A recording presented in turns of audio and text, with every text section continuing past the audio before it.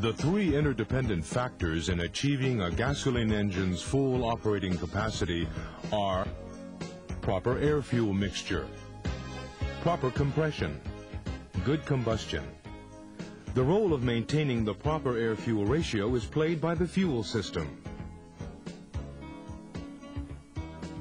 The two types of fuel systems are the traditional carburetor, which operates mechanically, and the electronic fuel injection system, or EFI, which uses a small computer to obtain the proper air-fuel ratio.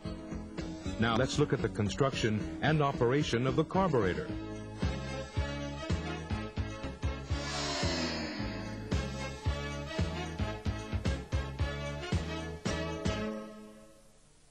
In this video, we will introduce the following 4 points. First, the components of the fuel system. Second, the principle of the carburetor operation and the importance of a proper air-fuel ratio. Third, the construction and function of the carburetor. And finally, the adjustment of the idle mixture.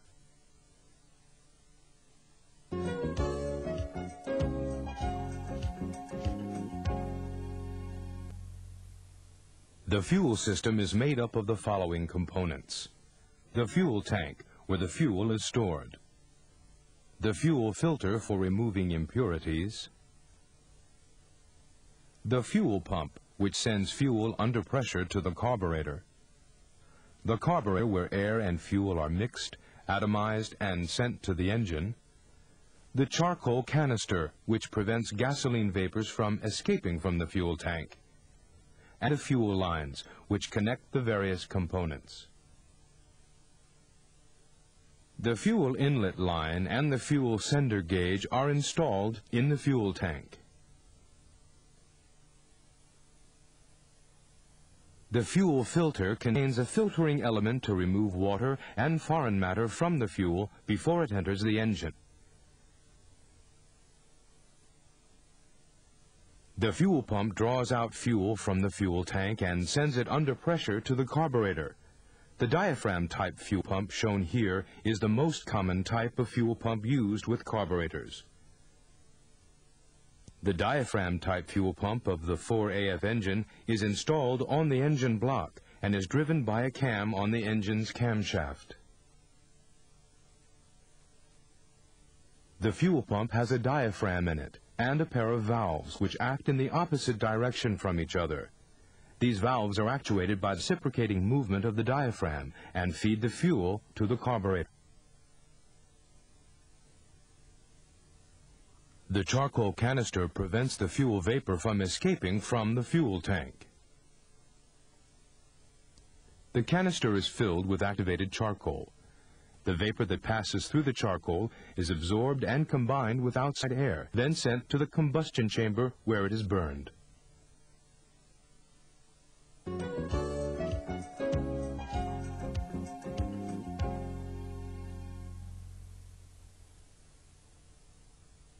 The carburetor mixes the proper amount of air and fuel in accordance with the operating conditions of the engine and sends it to the combustion chamber.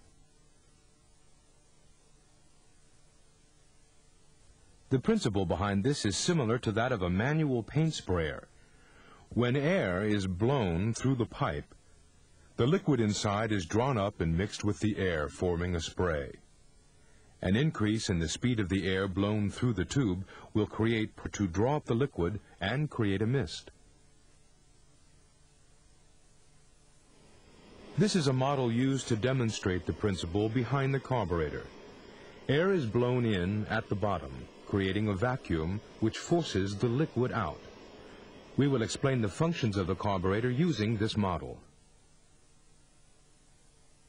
First, we will conduct a test in which the nozzle of the fuel pipe alone protrudes into the air tube. If a vacuum is applied to the bottom of the tube, we see that the fuel rises in the pipe a little, but due to insufficient air pressure, enough fuel will not exit the pipe.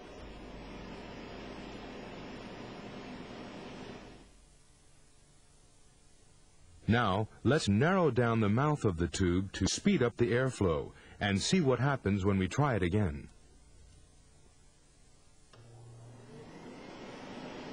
As you can see, liquid is atomized. that is, changed into a mist that can be blown out through the pipe.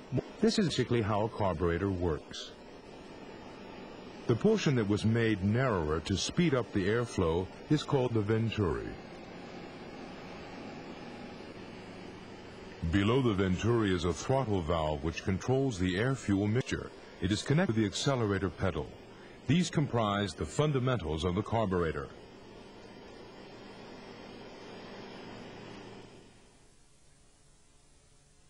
This is how the air and fuel are mixed, but it leaves us with one problem, namely how to achieve and maintain the proper mixture of air and fuel, or the correct air-fuel ratio. Theoretically, the optimum ratio for combustion is 14.7 parts of air for every 1 part fuel. If this theoretical ratio is achieved, the result will be easy engine starting and complete combustion. As long as a mixture at this ratio is supplied by the carburetor, the engine will run smoothly. Now let different driving conditions beginning from when the vehicle is started. Naturally, the engine is cold, making it harder for the fuel to be atomized. This alone is enough to create an improper air-fuel mixture. Hence, it is necessary to provide a greater ratio of fuel to air. Just when the vehicle is accelerating. We know that fuel is heavier than air, so since the amount of air is increased when the accelerator pedal is pressed, the amount of fuel also must be increased to obtain sudden acceleration. When the engine is idling, or when the vehicle is traveling at low speeds, fuel and air do not mix well. Because of this, it is necessary to achieve the theoretical ratio, or a slightly richer mixture. A greater ratio of fuel to air is necessary to obtain the needed power when climbing hills, or other times when the throttle valve is opened wide. The theoretical air-fuel ratio, or a slightly leaner mixture, is needed when driving on straight even roads at constant speeds. So, as you can see, the carburetor must create the proper air-fuel mixture under a variety of driving conditions.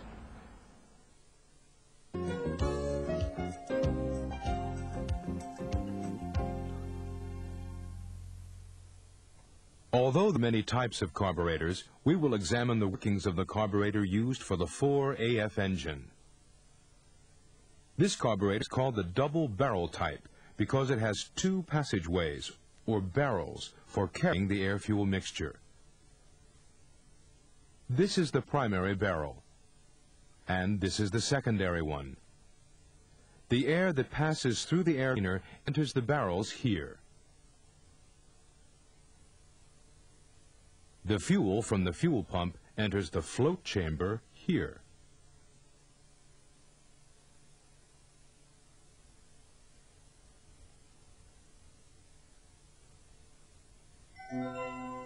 Next, let's look at the float system. The venturi determines the amount of fuel that is drawn in and mixed with the air. However, if there is any variation in the height of the nozzle from the fuel surface, labeled H in the diagram, there will be instability in the air-fuel mixture.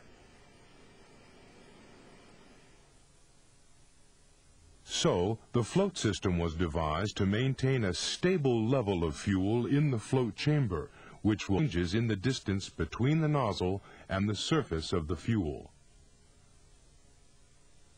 The float system consists of the float chamber, the float, and the needle valve. The air vent tube ensures that a uniform pressure is maintained in the float chamber and above the choke valve at all times. If the fuel level drops, the float will also drop, causing the needle valve to open and allow more fuel to enter the chamber.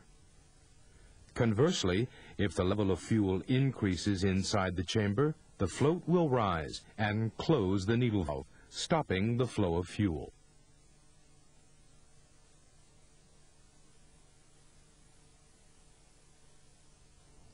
The 4AF engine carburetor is provided with the variator to maintain the proper air-fuel mixture. Of these, only the primary barrel is used when the vehicle is traveling at low or medium speeds. Both the primary and secondary barrels are utilized. Let's look at these in order. The primary low-speed circuit supplies the air-fuel mixture when the vehicle is idling or traveling at low speeds. Here we will use a model to demonstrate. As you can see, the throttle valve opening is very small when the vehicle is idling or traveling at low speed. The amount of air allowed in by the Venturi is small, insufficient to draw up much fuel.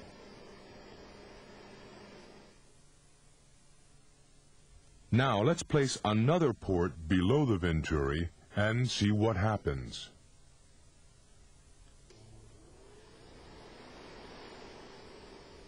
Because the vacuum below the Venturi is greater, more fuel is drawn into the barrel. This is the primary low-speed circuit.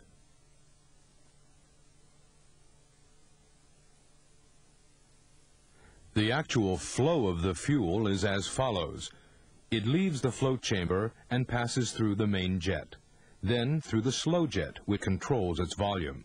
It then goes to the primary air bleeder, where it is mixed with air, and then to the economizer jet, where the volume is further controlled.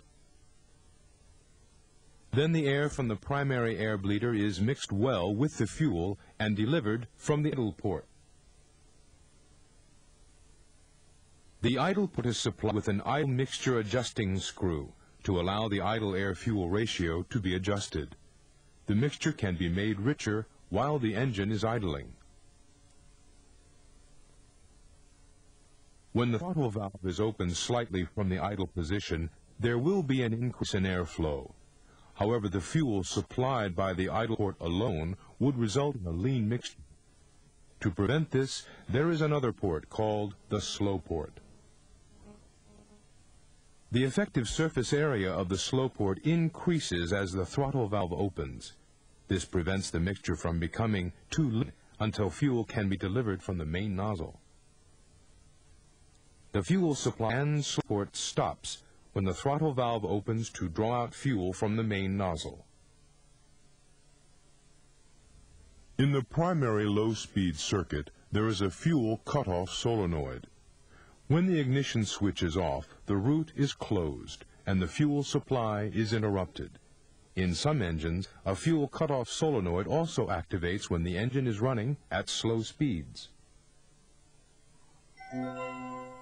Next is the primary high-speed circuit. The construction of this is similar to that in the carburetor model we looked at earlier. It is the most widely used main circuit, although there are mechanisms to activate to assist when act or speed is needed. This side is the primary barrel on this model. The Venturi is designed this way for maximum mixing of air and fuel.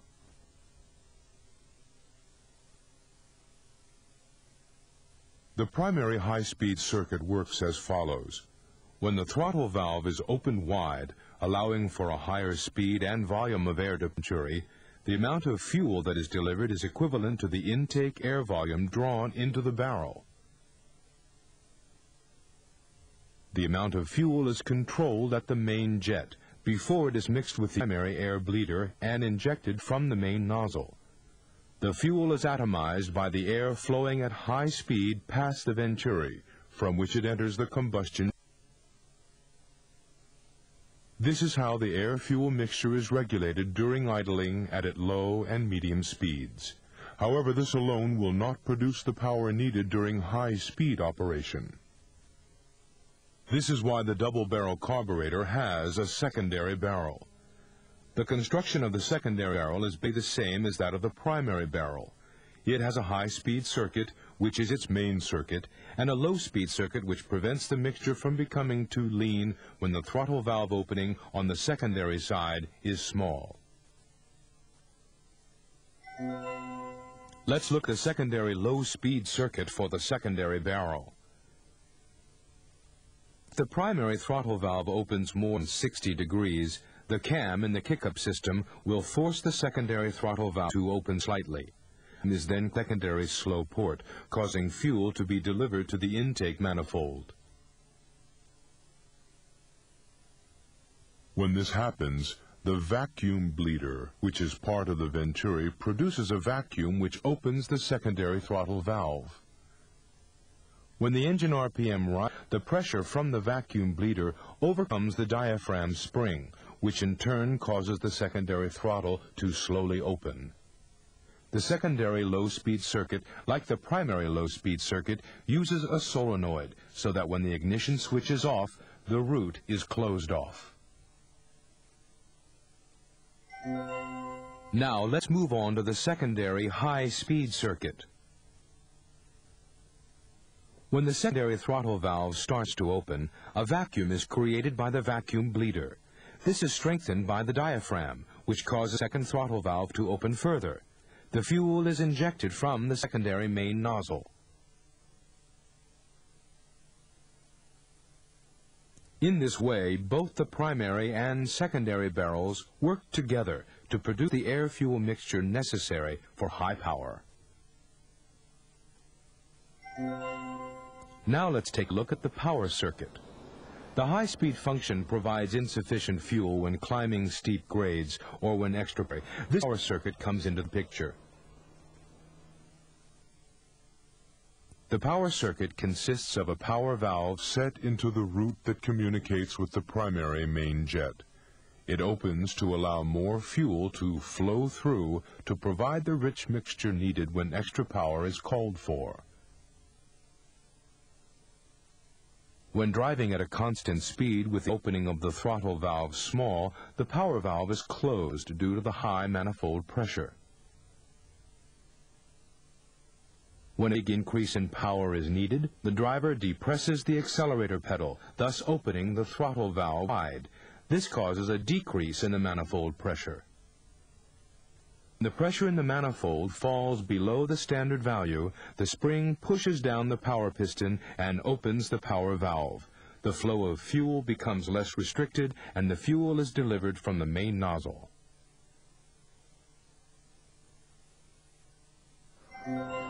Now let's take a look at the acceleration pump. We all know that to achieve quick acceleration, the driver needs to depress the accelerator pedal suddenly. The acceleration circuit is designed to prevent engine hesitation during such sudden acceleration. With the pump-type power circuit, when the throttle valve is suddenly opened, the pump lever depresses the pump plunger. This increases the flow of fuel from the acceleration pump jet. Slowly releasing the accelerator pedal allows the pump plunger to rise to the usual position. This causes the fuel to be drawn up into the pump chamber, where it is held in reserve for the next time sudden acceleration is needed. There is also an auxiliary acceleration pump that assists the acceleration circuit when the engine is cold. When the engine coolant at a low temperature and the TVSV is open, the pressure from the intake manifold causes the diaphragm of the power assist pump to activate and fill the pump with fuel. If sudden acceleration is attempted at this point, since the pressure in the intake manifold falls, the diaphragm spring causes the fuel in the pump to be sprayed out of the nozzle. In this way, the pump makes up for the lack of power in the main speed pump. This brings us to the choke system. Without a choke, it would be difficult to start the engine in cold weather. The choke valve is provided above the nozzle to decrease the amount of intake air during starting. In this way, the choke helps start the engine and improves drivability.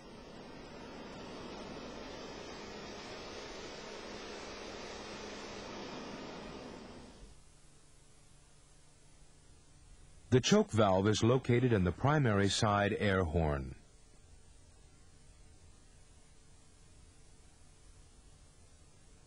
At present, as is shown here, the most common type is the automatic choke system. We will also introduce the electric automatic choke, which is currently in use in most vehicles. The automatic choke is controlled by the contraction and expansion of a bimetal element. When the temperature falls below a set level, depressing and releasing the accelerator pedal will cause the choke to be completely closed by the contraction of the bimetal element. After the engine is started, current will flow through the electronic coil. This will generate heat, which will cause the bimetal element to expand and open the choke either slightly or all the way. Here we have the fast idle mechanism, which raises the engine idle speed when the temperature is cold in order to maintain proper engine operation. When starting the engine in cold weather, depressing the accelerator pedal once and then releasing it will cause the fast idle cam, which is connected to the choke valve by a rod, to open the throttle valve slightly. In this way, a slightly higher engine idle speed is achieved. After the engine is warmed up, it will continue to run at a fast idle, even if the choke valve opens, until the accelerator pedal is depressed again. When this happens, the cam follower rides up over the cam and the fast idle is released. This causes the throttle valve to return to the normal idle position and the engine speed to drop.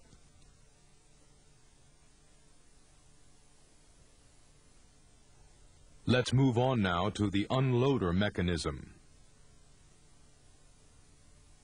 The unloader prevents the air-fuel mixture from becoming too rich if the engine is started and runs cold without sufficient time given for warming it up. When the accelerator pedal is fully depressed, the throttle shaft arm moves the fast idle cam to force open the choke valve slightly. This allows more air to enter to prevent the mixture from becoming too rich.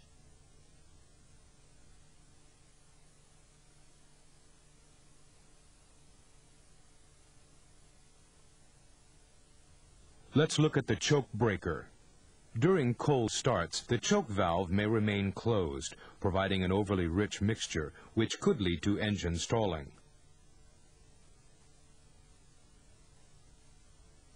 The choke breaker causes the choke valve to open slightly in this situation to prevent the engine from stalling. When the engine is started, the low intake manifold pressure causes diaphragm A to slightly open the choke valve. After the engine warms up and the coolant temperature rises to normal operating temperature, the TVSV opens, and the vacuum from the intake manifold causes the choke opener diaphragm B to open. After this, the choke valve is operated by the auto choke mechanism.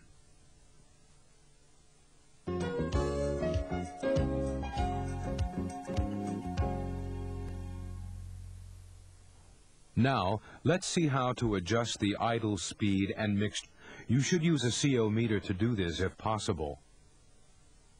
First, in order to adjust the speed mixture properly, we must make sure that the following conditions are met. Make sure that all the electrical accessories are turned off. Check to see that the transmission is in neutral. Make sure that the engine is warmed up. Confirm that the ignition thing is set properly. Examine the float level in the carburetor to see if it indicates the correct fuel level. And finally, check to confirm that the choke valve is completely open. After these conditions have all been fulfilled, connect the engine tester and proceed to check the idle speed.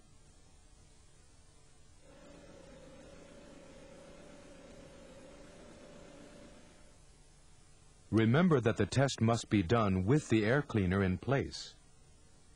In some models with an air suction system, you move the air suction vacuum hose and plug it with a hose plug.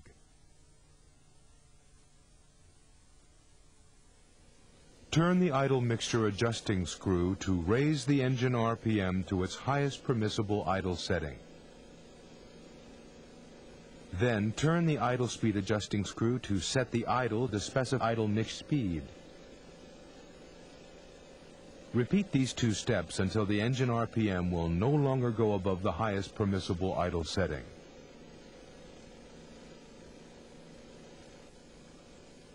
Finally, turn the idle speed adjusting screw to set the idle speed to the specified setting.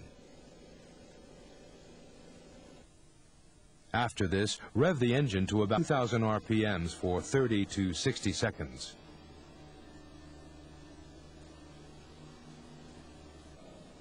Give the idle speed 1 to 3 minutes to stabilize, then test the exhaust by inserting the CO meter probe 3 centimeters or about 16 inches into the tailpipe.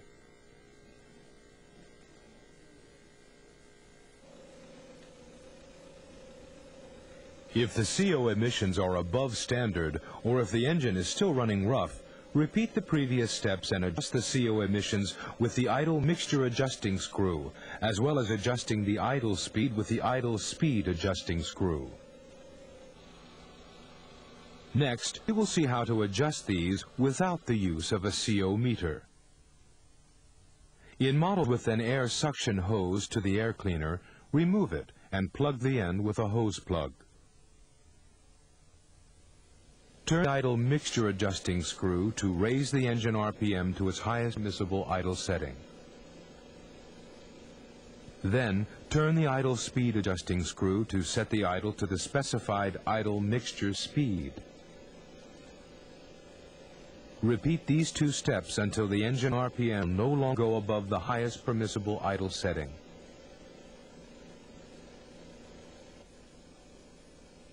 Finally, turn the idle mixture adjusting screw to set the idle speed to the specified setting.